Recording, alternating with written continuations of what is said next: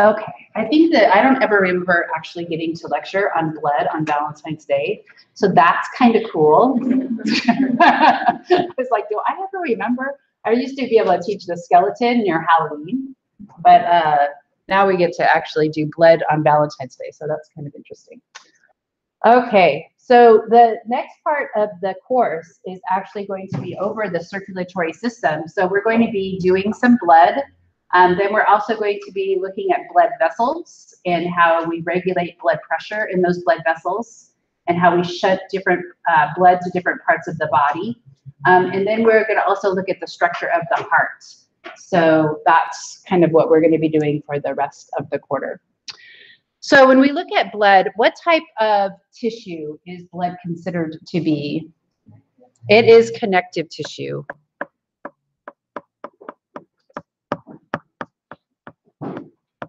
And so you remember that connective tissue actually all arises from embryonic mesenchyme. So this is the mesenchyme in the embryo.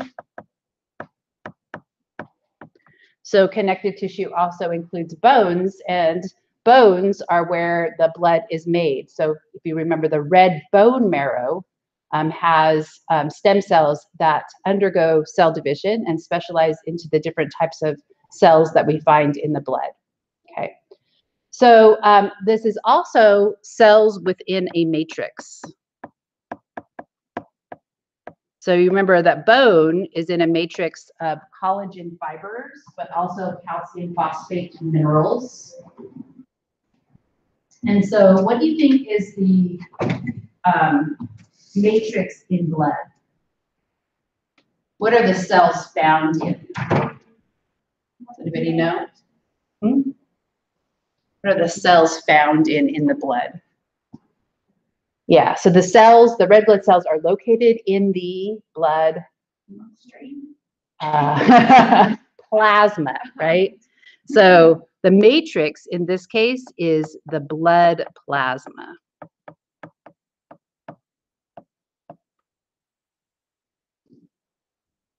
Okay. So one of the interesting things that we can do with blood is that we can centrifuge it. So when we centrifuge something, we separate out the elements according to their weight.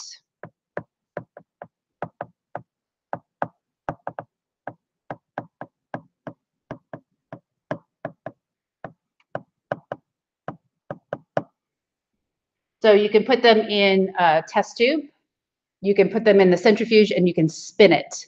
And then all of the heavy stuff goes to the bottom of the centrifuge tube. And so what we get is a separation of the elements of the blood, and it would look something like,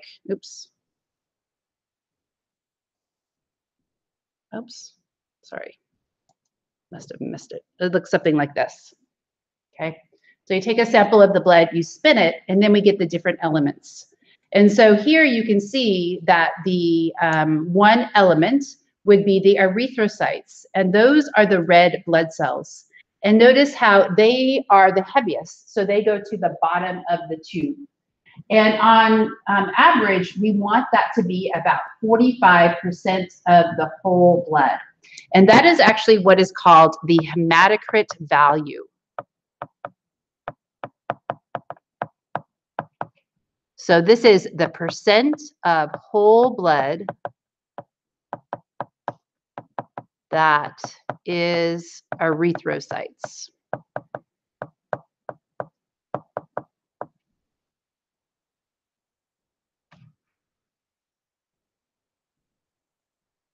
So that ranges, it's generally a little bit higher in males than it is in females. So in males, it's about, so I'll put my male symbol here, it's about 47%, give or take 5%. Okay. In females, it's 42%, give or take 5%.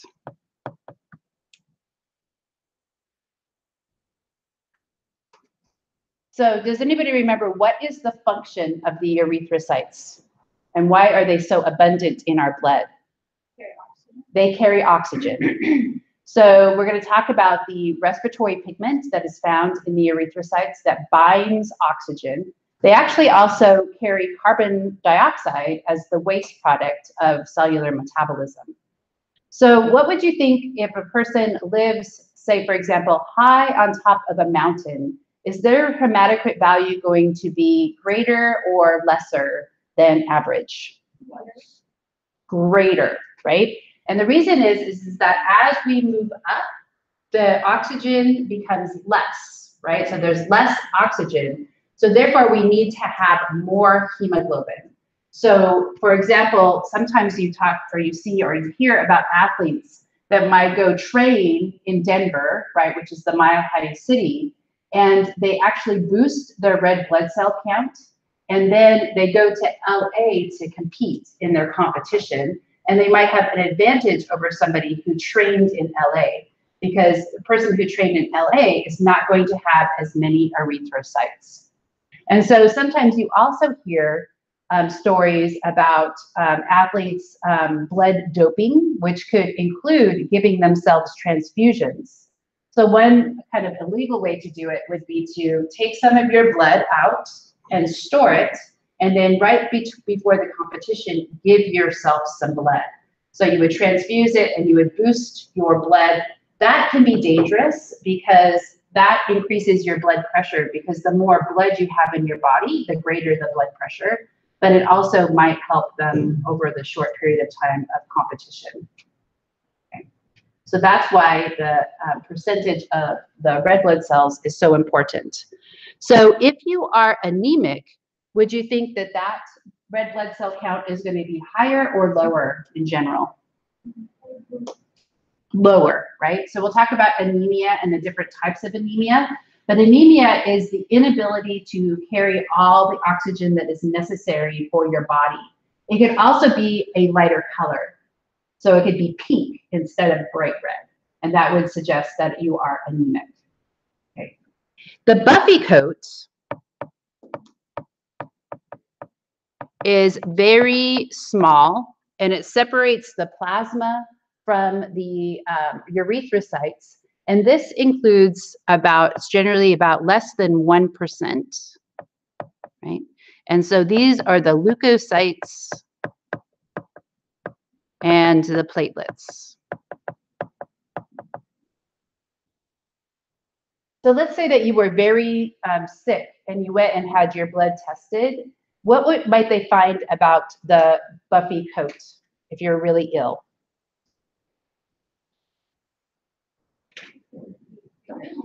It would be bigger, right? So your white blood cell, they say, oh, your white blood cell count is elevated because you're ill, and so you have a greater number of leukocytes in your blood because of that illness.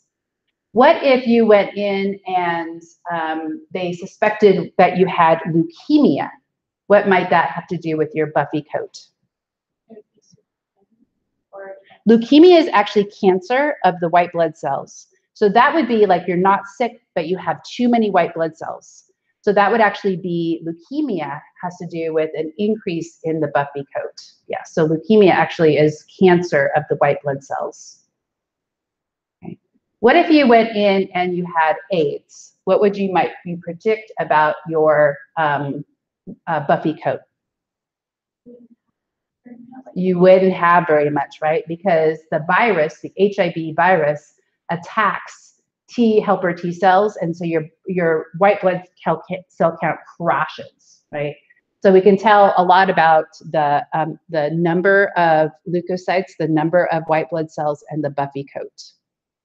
Okay, so then we look at the plasma, and you'll notice that the plasma is yellow in color. And it's about 55% of whole blood. And most of this is water. So like 90% of your blood is actually water.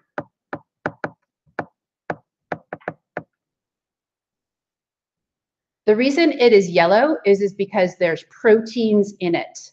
So we have what are called plasma proteins.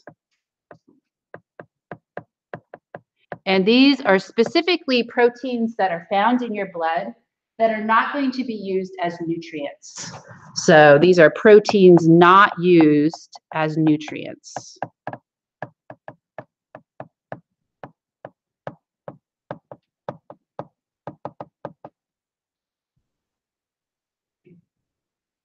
So can anybody give me an example of maybe a protein that you would expect to find in your blood?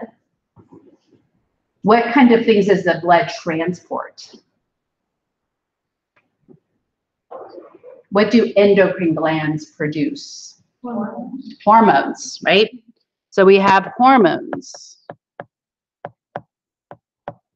So for example, most of our hormones are protein based.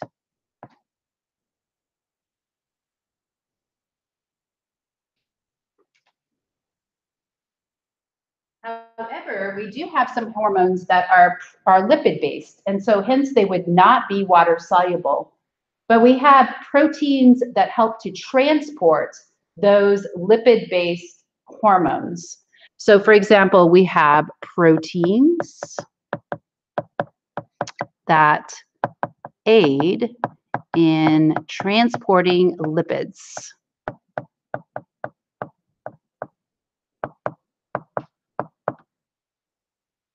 So some lipids that we have in our body are estrogen, right? That's a lipid.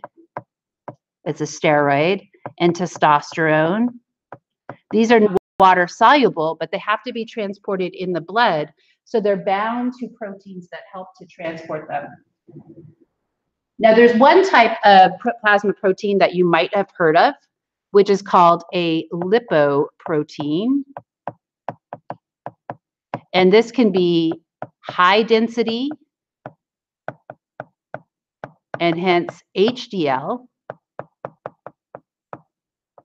and low density, and LDL. So what type of lipid do the lipoproteins actually help to transport? Does anybody know? This is really important because they go and they test your blood. They look for they go, oh, your cholesterol level is high, right? What they're actually not looking for is they're not looking for cholesterol, but they're actually looking for the lipoprotein. So they say, oh, your LDL, which is the bad one, is high, and your HDL is low, right? So they look at the proportion of those. So these transport cholesterol.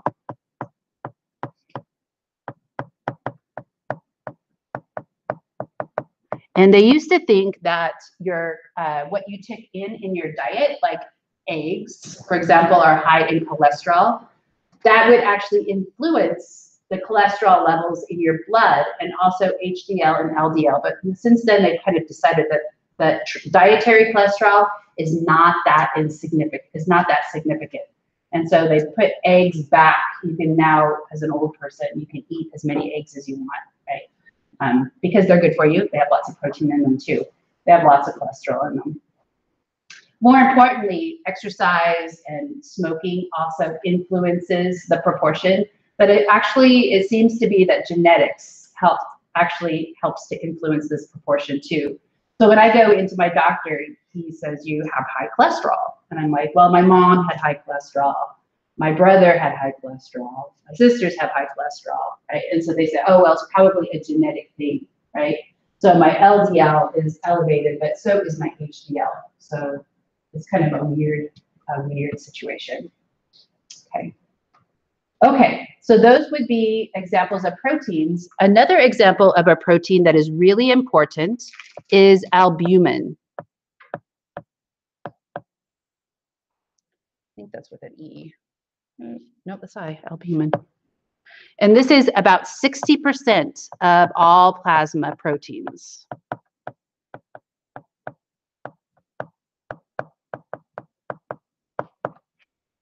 So hence we were just talking about eggs. Albumin is actually the white of the egg. So egg whites are high in albumin. Now in our blood, the reason why we have albumin is that it just stays in the blood but it increases the solute concentration in the blood. So it causes water to be automatically drawn back into the capillaries. So this functions to increase the osmotic pressure in the blood. And this is necessary for capillary exchange.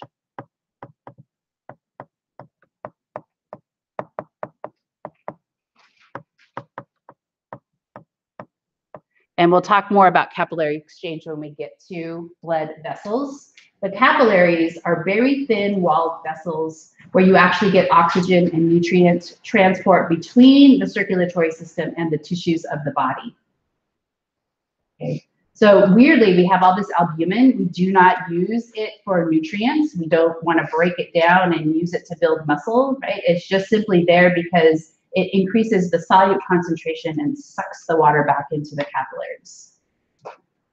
Okay, one other thing that I wanted to just point out is that there's all kinds of other ones, but one other one is the blood clotting proteins.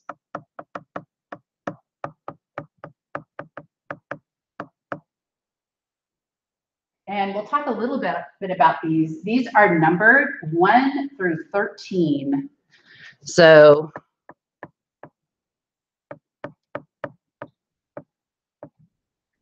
there's 13 different blood clotting proteins in your body. Hello.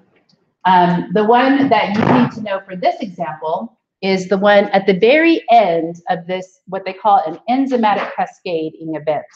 So as your blood starts to clot, one chemical change leads to another chemical change, leads to another chemical change, and it kind of cascades. But at the very end, we have a blood clotting protein called fibrinogen.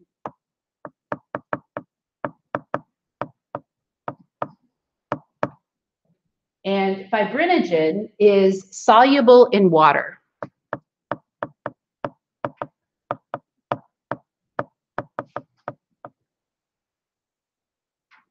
However, when it is necessary, like when you get injured or there's tissue damage and a blood vessel has ruptured, this fibrinogen is converted to another chemical called fibrin.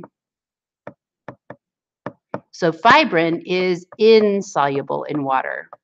So you would say when your fibrinogen is converted to fibrin? Yes.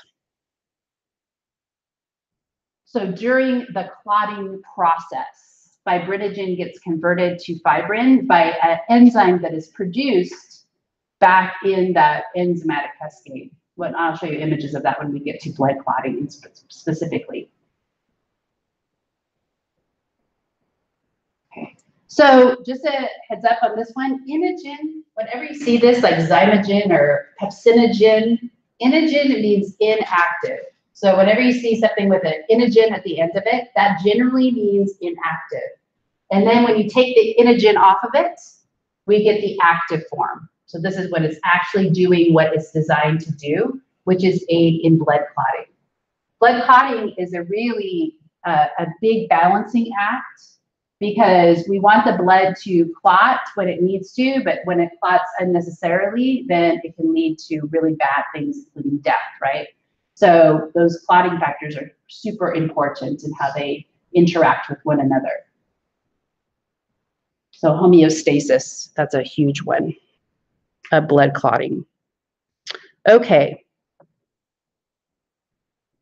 So this is, So this is some examples of, going forward, backwards. This is some examples of the cells in the body. So these are what are called the formed elements.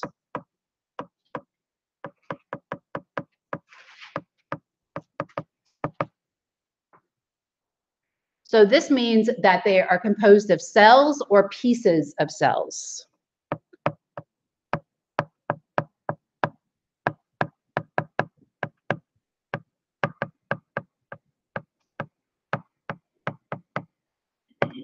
Right. So the formed elements would include erythrocytes and leukocytes. The example that they give here is a monocyte. A monocyte is just a type of leukocyte. The pieces of cells are the platelets. So I'm going to put here the platelets.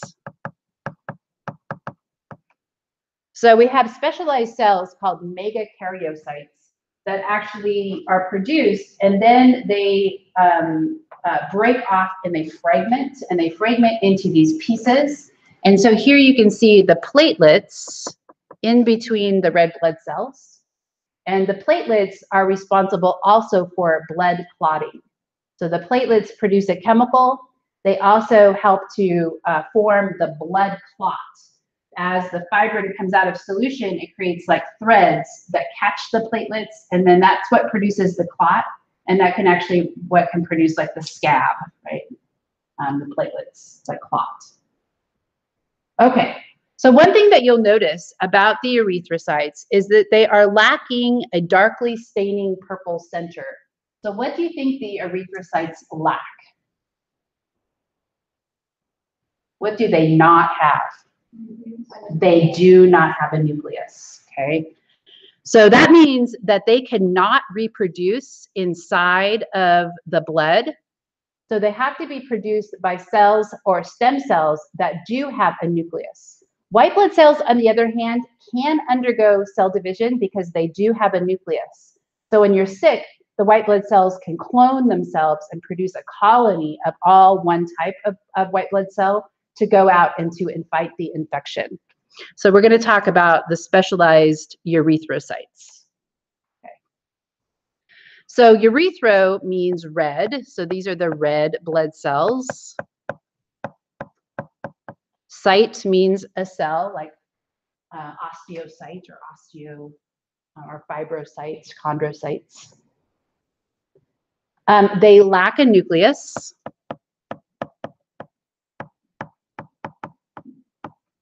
Okay. They also are a biconcave disc. Sometimes they're said to be donut-shaped, but they don't have a hole between them, right? So the biconcave means that there's a concave here and a concave here, and they get really thin in the middle. And this is actually really important, this shape, because this allows them to squeeze through very small blood vessels. Okay? So they squeeze through small blood vessels. And we're going to look at some diseases, some genetic diseases, for example, where this shape is not, so like sickle cell anemia, it's not the shape, and then it gets clogged in the vessels, and then you stop having blood flow. Some people have a disease where their red blood cells are balloon shaped, so they're completely round like a ball, and that is a lethal genetic disease because if they are round like a ball, they're not able to squeeze through those small blood vessels. So one reason that they lack a nucleus is because they are packed with hemoglobin.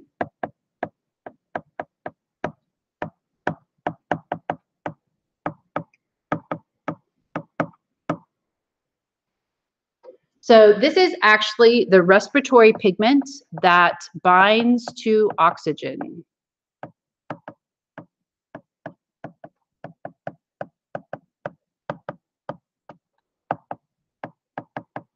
It's kind of interesting because if you look at fish and amphibians and reptiles, for example, their red blood cells do have a nucleus. So when we get to the mammals and the birds, which use their metabolism, use oxygen to maintain a warmer body temperature, we lose the nucleus. And so it is actually just more efficient at transporting with, if it doesn't have the nucleus, it's more efficient at transporting the blood. Okay.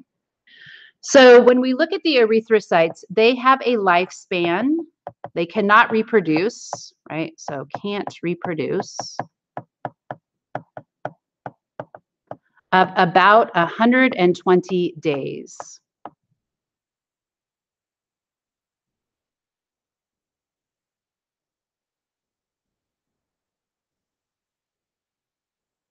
So we'll look at the spleen as kind of one of the major organs when the red blood cells die. The spleen is a major organ that helps to break down the red blood cells and to recycle their content. Okay. How do people live without their spleen, like when they have to get it taken out, and like what? That's a good question. I've never thought about that. The spleen also stores extra blood and extra platelets, but we can live without the spleen. Maybe the lymph nodes take over that role. So the lymph nodes help to break it down. I know the liver also helps to break it down, but there's actually macrophages which function to feed on the erythrocytes. Okay, so let's look at hemoglobin in a little bit more detail. So the globin part is protein. We have 4 of these, so that there are 2 alpha, this is alpha, globins, and we have 2 beta globins. So this is beta, Greek letters.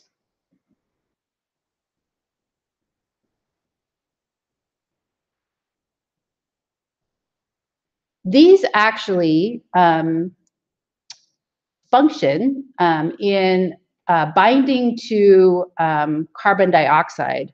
So carbon dioxide, which is the waste product of cellular metabolism, can bind and be transported, attached to globin. So about 20 to 25% of CO2 is transported in this way.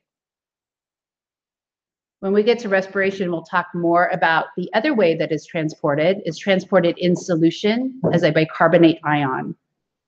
But so the globin proteins do play a function, and it's not transporting oxygen, it's actually transporting carbon dioxide. Okay. We also have the heme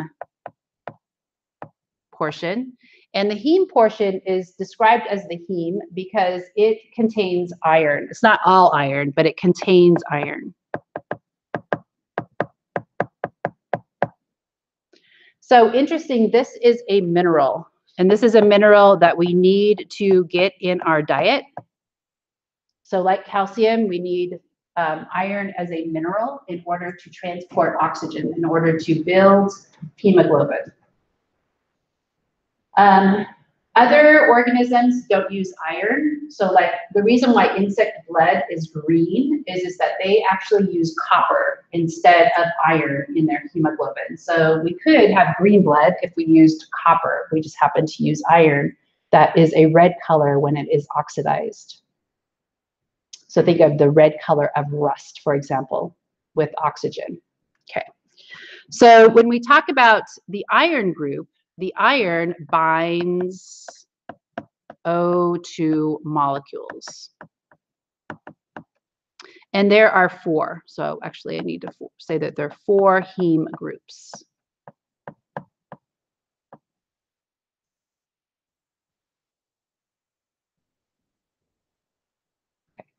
So we can talk about the saturation of hemoglobin.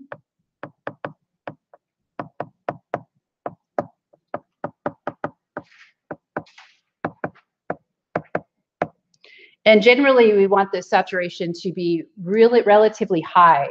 So let's see, I just looked it up. It's like 94% to 98 or something like that. We want it to be high. If it falls below 90%, then you're having a problem with getting oxygen to your heart and oxygen to your brain, which can cause you to pass out. So we want it between 90. About 95. Is good? Yeah. Okay. I think the average is 98. 98. Okay. So we'll put 95% to 98%. Okay. Below 90%, we'll put life-threatening. Okay. So the saturation means how many of those oxygen binding sites have oxygen bound to them. So how many of the hemes, what is the proportion of the hemes that has oxygen bound to it? So this is proportion of heme groups with oxygen binding to them.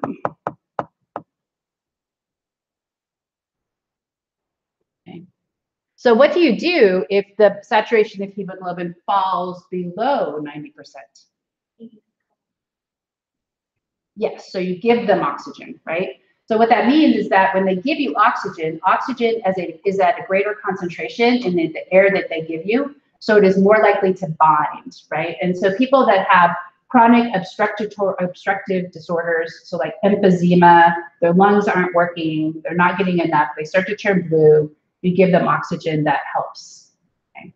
So when we look at hemoglobin, we can talk about hemoglobin that is bound to oxygen is called oxyhemoglobin. And then I'm going to put this arrow going both ways. This is deoxyhemoglobin plus oxygen. So the reason why I put those arrows both ways is that this binds reversibly.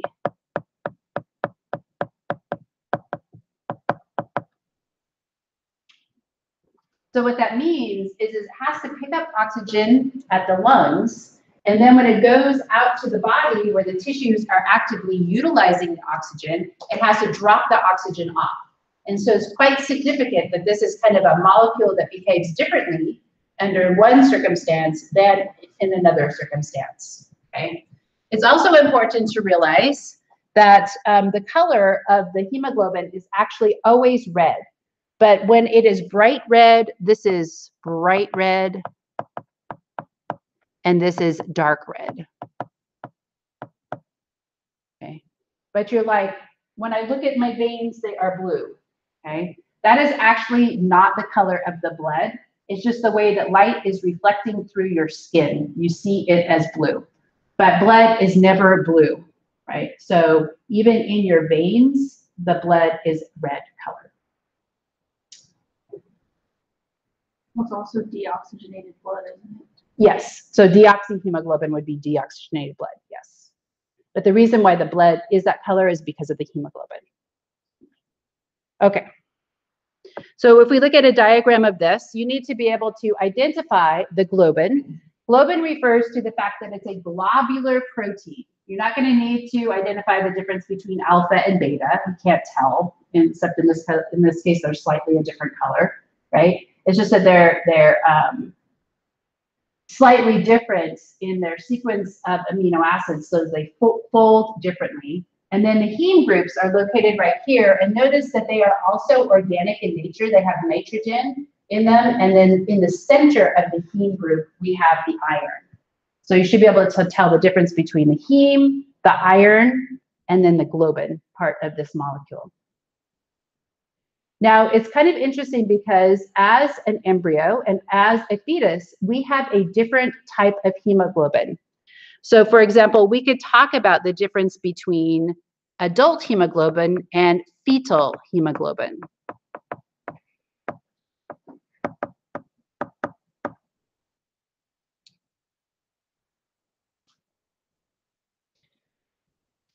So, in the fetal hemoglobin, we have two alpha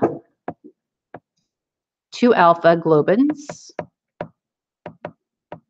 And instead of beta, we have two gamma. And do I know how to write a gamma? I think a gamma is this. Two gamma globins. So this is gamma. I'll write them out. Alpha, because I don't think I have images of the Latin or the letters. Okay. So fetal hemoglobin is different than adult hemoglobin. And so one of the interesting things is that it behaves differently. So if we look at a diagram of fetal versus adult, you'll notice that the fetal hemoglobin has a higher affinity to oxygen. So notice at a certain percentage of oxygen, let's say like 60%, when we look at the fetal hemoglobin at 60%, it is much greaterly saturated right here than the adult hemoglobin. So notice that the measuring of the saturation is in just one part of the body, but when we're looking at the tissue saturation, like right here, this would be active tissues. That's the amount of oxygen. And notice that it actually drops down to about 70% saturated rather than 90% saturated. Okay. So this has quite a few consequences. The biggest one being that the hemoglobin, when a baby is born, has to all be broken down and replaced with adult hemoglobin. So when we look at the fetal hemoglobin, it has a higher affinity to oxygen. That means that when it is taking oxygen from the mother, it is going to grab the oxygen and hold on to it, and it's not going to release it back to the mother. So this is important for the exchange of gases at the placenta.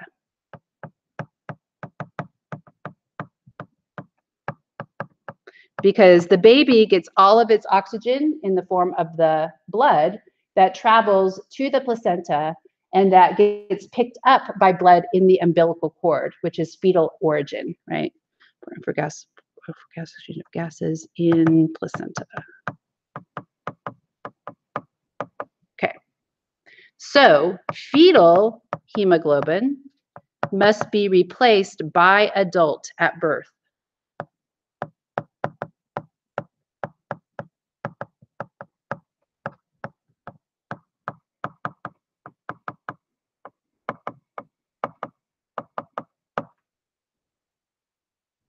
Okay. So what is a problem that sometimes babies have? Actually, it's a very common problem that newborns have, and they have to be given light therapy in order to decrease this problem. Jaundice, right? So there's a byproduct of the hemoglobin breakdown called bilirubin. So this is a byproduct of hemoglobin breakdown. And this causes jaundice. So this is why it is so common for newborns to have jaundice, is that they're having to break down all their old adult hemoglobin and replace, or fetal hemoglobin, excuse me, and replace it with adult hemoglobin.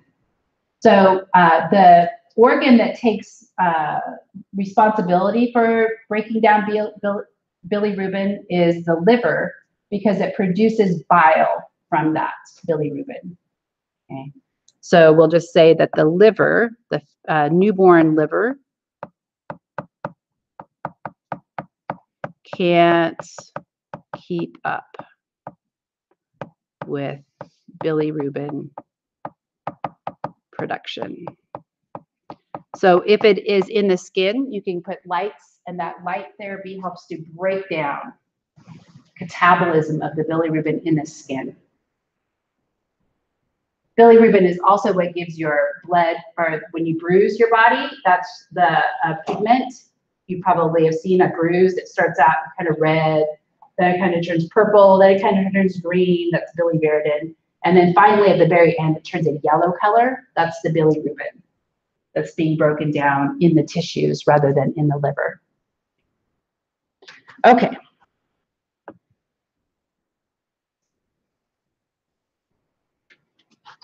So let's talk about erythropoiesis. So poiesis means the production of.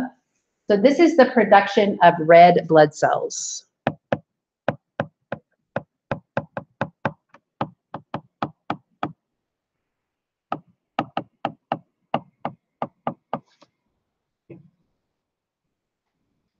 There is a hormone that is produced by the kidney, which is called erythropoietin.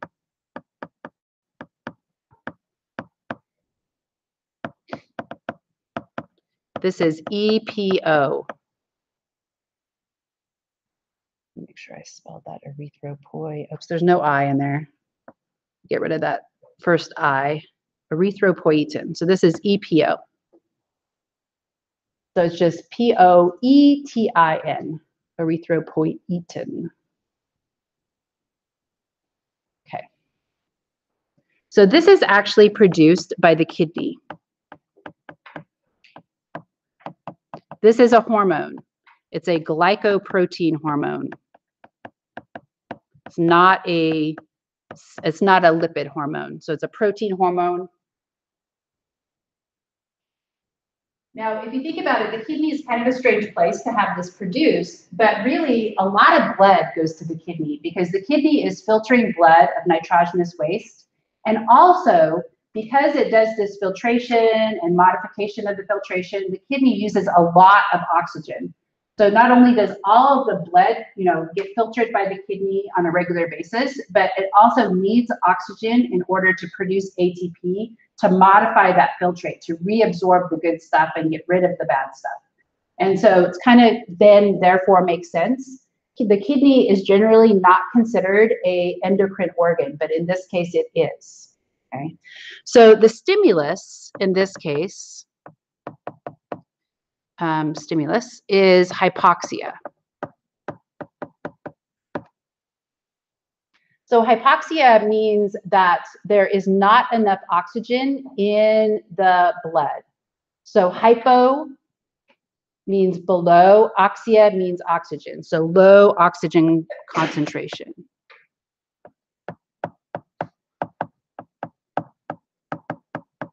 Okay.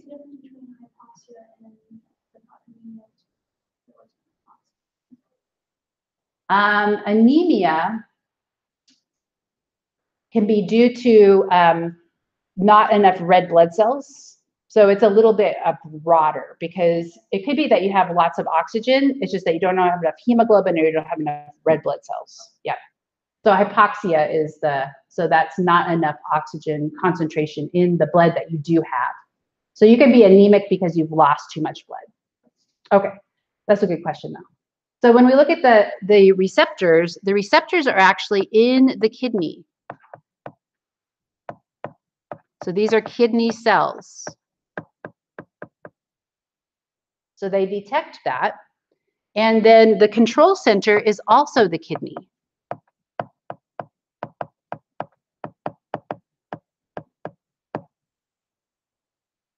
Right.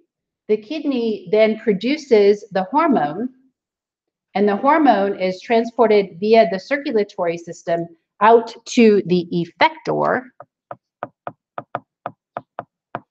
And this is the red bone marrow. So I'll put this, I can put produces EPO.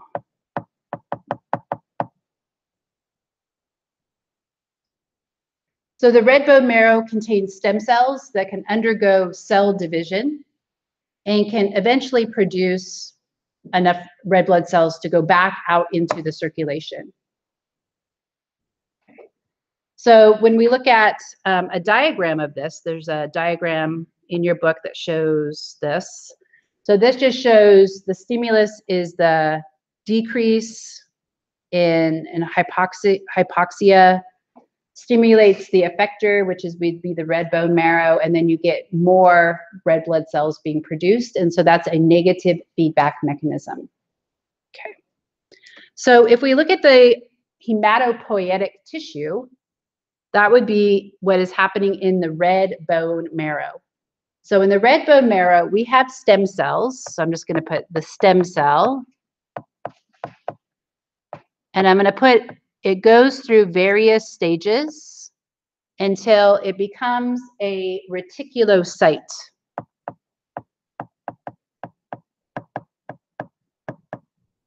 So this is an immature red blood cell.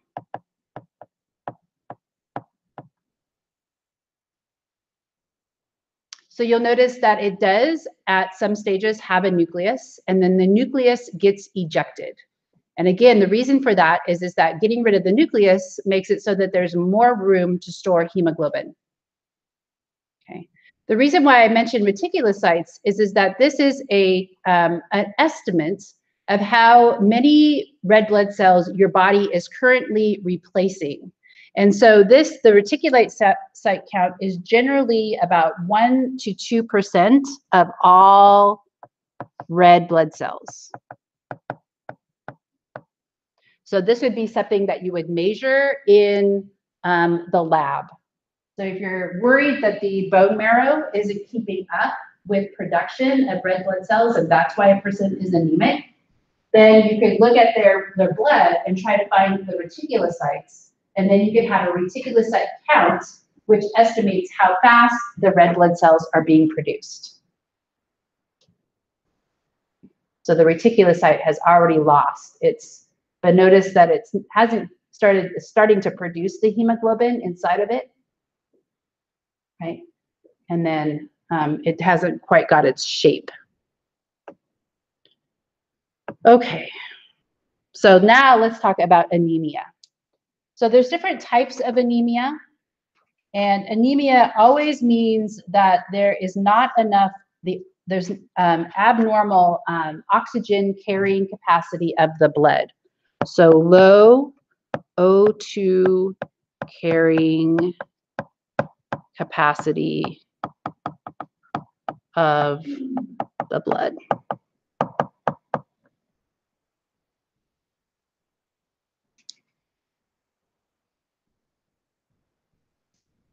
Okay, so the first thing we could have is we could have not enough erythrocytes or not enough RBCs.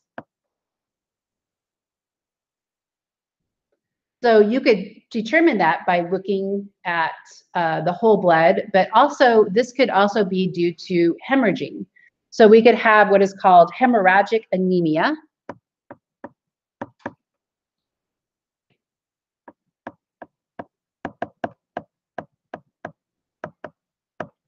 Right, so this is rapid blood loss. This hemorrhaging could be external, so it could be obvious, or it could be internal due to like crushing injuries, right? Rupturing of something could cause a loss of blood, rupturing of an organ. So it could also be internal as well. So it could be like maybe not as obvious.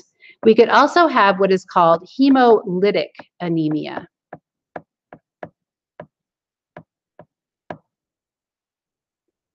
So hemolytic means that the red blood cells are being destroyed for some reason.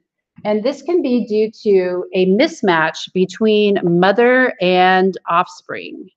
So mismatch between mother and offspring.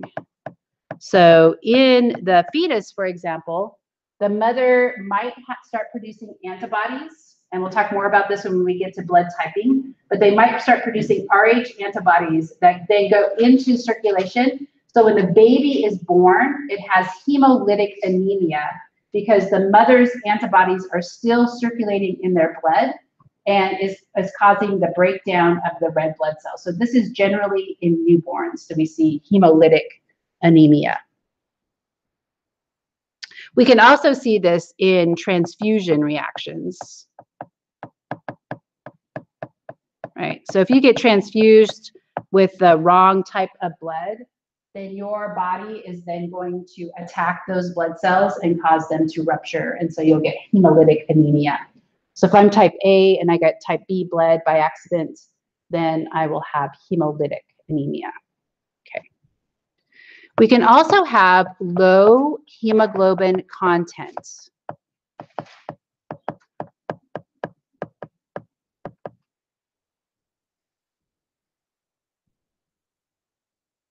So we could talk about iron deficiency.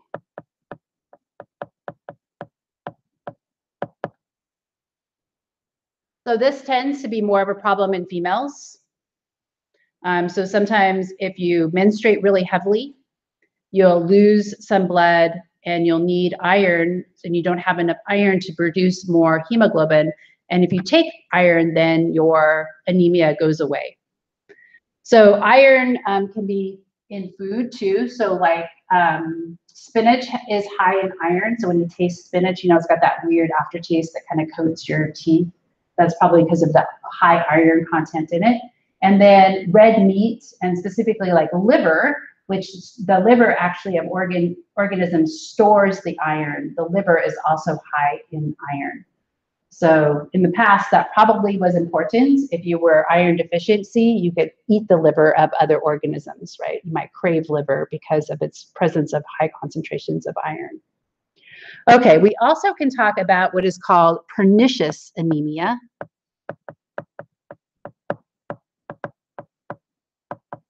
And this is a deficiency in vitamin B12.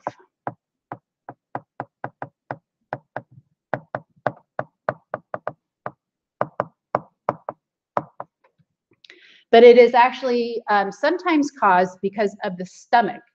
So the stomach actually helps to absorb vitamin B12 because it produces a chemical called intrinsic factor. So the stomach produces intrinsic factor. And in fact, this is really the only reason why you absolutely have to have a stomach. So if you have your stomach removed for whatever reason, you could survive just fine, except for that you wouldn't have intrinsic factor, which means that you wouldn't absorb a vitamin B12, which means that you would be anemic. Okay, so this would be, this helps in, or necessary, sorry, necessary for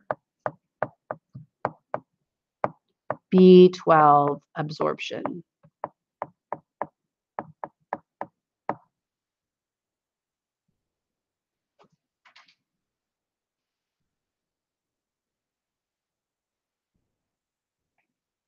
And then finally, we could have abnormal hemoglobin.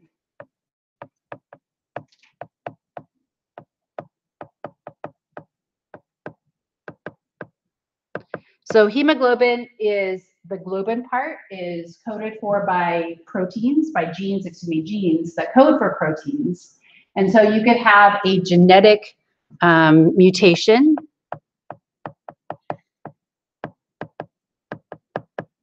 in globin genes.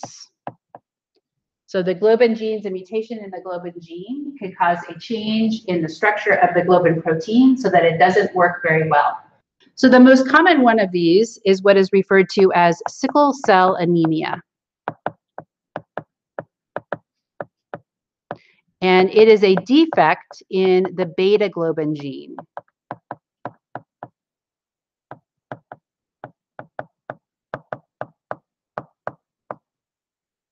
And this is much higher in certain populations, and specifically in African populations and African American populations. Okay. So we're going to watch just a short video that talks about the reason why sickle cell anemia, being a genetic disease, has been actually selected for in some populations of people.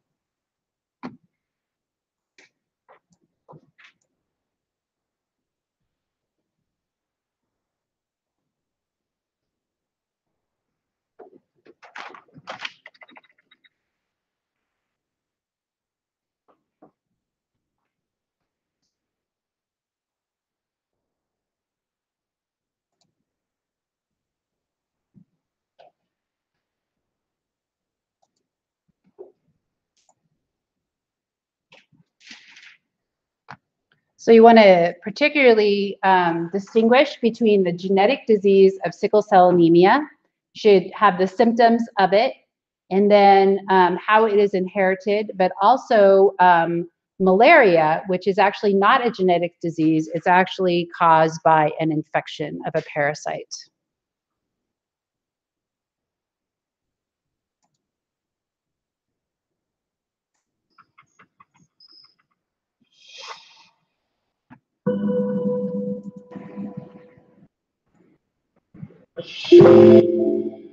Devon and Sky Cooper are brother and sister. Both of them have sickle cell anemia. Before the advent of modern medicine, sickle cell anemia almost certainly meant death before adulthood. Even today, young patients can suffer strokes and organ failure. Sickle cell anemia is a genetic disease. Parents of those who have the disease might not have it themselves, but both must carry the sickle cell character in their DNA. How's it going?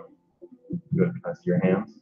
This is pretty. Where'd that come from? Is that from Brooklyn? Besides some bone pain, Wow. Sky leads the fairly normal life of a 13-year-old girl.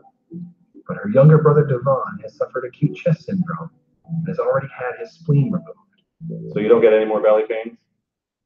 That's good. Sky and Devon's symptoms arise from the fact that some of their red blood cells become misshapen, crescents instead of discs, preventing enough oxygen from being delivered to all parts of the body. It's not completely clear why symptoms are variable, but what is most perplexing about sickle cell disease is that it's not rare.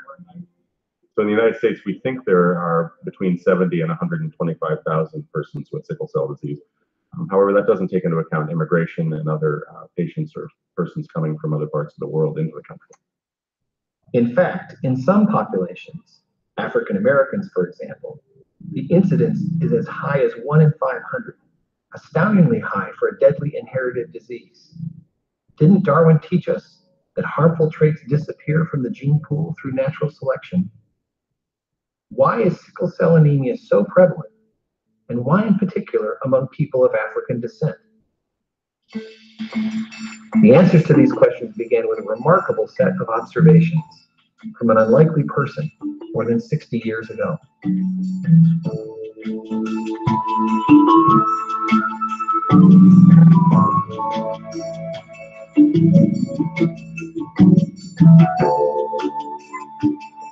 Tony Allison has spent most of his career as a medical doctor and molecular biologist in the US and England. But he grew up in East Africa, and he's quick to recall his formative years in Kenya. We lived in the upcountry, and we used to go to the coast every year in August for the holiday when it was a little bit cooler than at other times. So we had the trip all the way down, which was usually with a truck and a car. And so we would camp on the way in Tsavo, and there would be lions rolling around, so it was really quite exciting. These are the infamous Tsavo lions, famous infamous Tsavo lions. Around 1950, biologists didn't know a lot about the details of evolution because we didn't know really how heredity worked. Structured DNA had not been discovered yet. Genetic code had not been cracked. So we know that while evolution was due to genetic changes, we didn't know how those genetic changes took place whatsoever. So there were holes in the whole picture of the evolutionary process. And Tony Allison was probably the least likely person that you would imagine who would fill one of the most critical holes. He grew up far away from the center of the science in Europe and North America. He was really interested in natural history, and he loved the Kenyan wildlife, and he visited archaeological digs that were going on at the time. But it was a really circuitous and serendipitous route that led him to an enormous discovery in evolutionary biology. Tony first went to university in South Africa, where he studied physical anthropology, then to medical school at Oxford. He had a deep interest in human origins, but not so much in ancient stones and bones. Tony was interested in blood. Could the common ABO blood type say anything about the evolutionary history of East African tribal people? And I actually learned just before going out about the sickle cell condition. And nobody really knew the frequencies of sickle cells in East Africa. So it was a barren slate, so to speak. Blood samples from people carrying the sickle cell character appear quite normal until oxygen is removed. Tony learned that adding a chemical agent to the samples would quickly reduce oxygen and reveal sickle cells, if they were there. This gave him an easy test to score blood samples for the sickle cell character.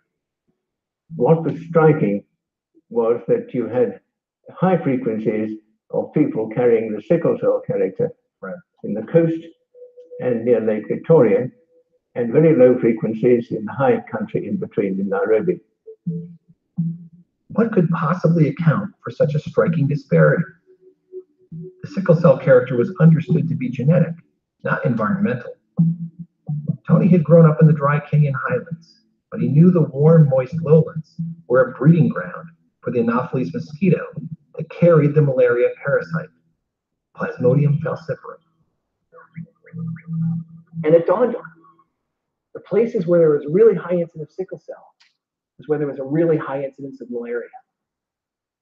Bang. Now it was a burning question that confronted Tony. Could sickle cell and malaria be connected? And if so, how? It was a radical notion that a genetic disease could somehow be connected to an infection. When you went back to Oxford, you had this idea of linkage between sickle cell and malaria, but you hadn't published it. Did you know it was a big deal? I mean, did you think Sure, it was a big it was a big deal? So you were, But that's you why had to keep this I wanted not to go half-cocked. Yeah. I wanted to have a really complete story. So he decided that he had to sit on this idea until he got a chance to test it properly. So and a key element of the scientific method is to come up with a hypothesis. That's great. But you've got to test it in every way possible to see whether or not it can hold up to that sort of scrutiny. That's how science moves forward. So the scientific method essentially means that you address a problem and try to find a solution. And so you look at children of the appropriate age and find out whether they are in fact protected against malaria.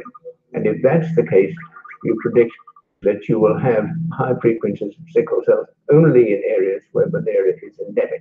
You wanted to know that this correlation held not just in Kenya, but everywhere. It would be important to look directly at the incidence of malaria and sickle cell in as many areas as possible. So, Tony went on a sickle cell safari.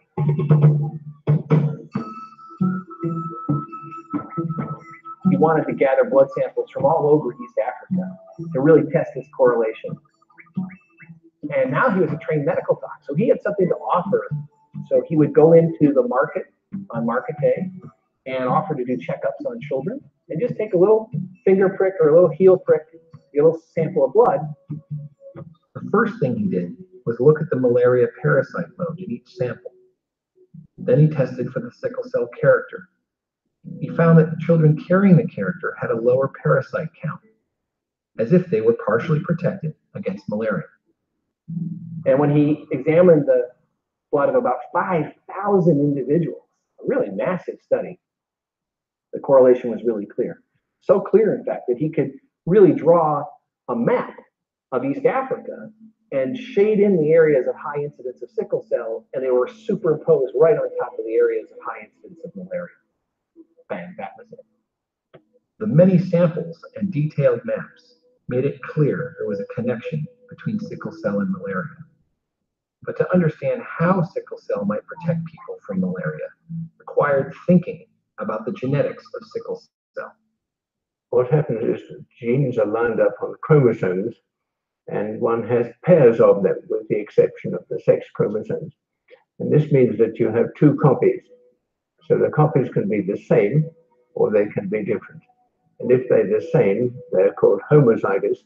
And if they're different, they're called heterozygous. When an individual finds a partner and reproduces, one of each pair of chromosomes is passed on. If the parents are both heterozygous, carrying one sickle cell and one normal gene, odds are 1 in 4 that the child will be sickle cell homozygous, 2 in 4 that the child will be heterozygous, and 1 in 4 that the child will carry 2 copies of the normal gene. In the absence of malaria, there is strong selection against the sickle cell gene. However, in a malarial environment, individuals born with 2 copies of the sickle cell gene and those born with 2 copies of the normal gene are both at a disadvantage. One gets sickle cell disease, the other is most vulnerable to malaria. Tony's brilliant insight was that those that carried just one sickle cell gene had an innate resistance to malaria. malaria tipped the selective balance in favor of heterozygotes. The evolutionary trade-off is that protection from malaria comes at the cost of more sickle cell disease in the population. The sickle cell mutation was not the best genetic solution you might imagine to resist malaria. That's not how evolution works. It was the most available. A simple typo, A to T, in the gene that encodes hemoglobin. Mistakes are made in the copying of DNA in every generation. You and I were born with about 40 or 50 mutations that didn't exist in either of our parents. It's just part of the nature of copying 3 billion letters in the process of reproduction. And when those mistakes arise, a typo arises in the globin gene. For most of us, that would be a bad thing. But if you live in a malarial area, it gives you an edge against the malarial parasite. So that mutation is retained. Well, fitness essentially is a measure of whether a particular gene is likely to be passed on to the next generation. And this means that for that to happen, the individual carrying that gene has to survive to reproductive age, and secondly, has to reproduce. Now you had a sense that you had this explanation that was general to the prevalence of sickle cell and its correlation with malaria. And you didn't quite know the mechanism, right? So That's right. what did you do next? Well, I have to say, I left that part of the story to others because it's quite a complex story. I mean, A large body of subsequent research has shown that the sickle cell mutation compromises the ability of the parasite to reproduce. Thus, a mutation that creates one genetic disease can also protect against another disease. What Tony gave us was a fully worked out example of evolution by natural selection. And the amazing thing was this was in humans. This is how natural selection was working on humans in real time, in the real world. Tony's map of East Africa was a stunning achievement, but he could go further than that. He knew that there was a high incidence of sickle cell in Southern Europe, in Southern India, and in other parts of Africa. And it turns out these were all malarial zones as well. And so his map applied not just to East Africa, but that whole part of the world. When I'm explaining about the origins of sickle cell disease and its association with malaria to children or their families, they often look at me with incredulity. They don't understand. Oh, you're kidding, right? This is all to do with a mosquito infection. As our species has been able to move across the globe to areas with low malarial incidence, this gene is now really more of a nuisance than anything else. It's not really a clear selective advantage for them in Boston, let's say. But it takes thousands of years for the population to change and for genetics to change based on the pressures around them in the environment. What Tony Allison did, first with his sharp intuition and then with his rigorous research, will stand as a monument, bringing our own evolutionary process into the light.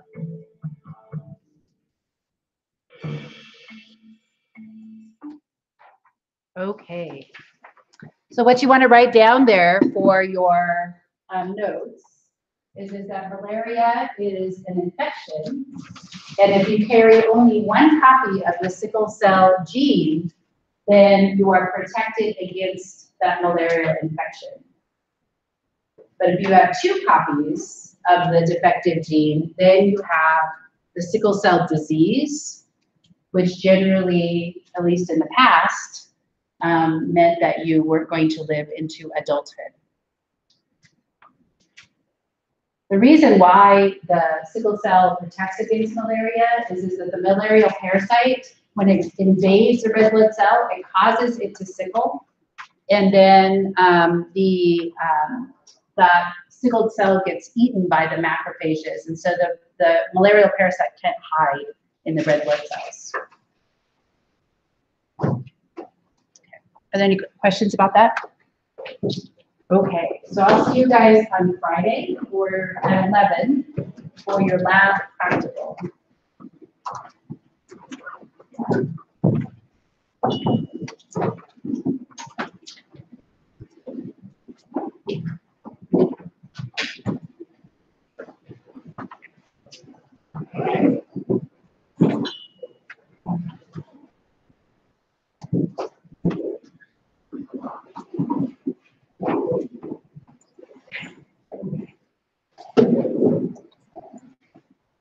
Bye.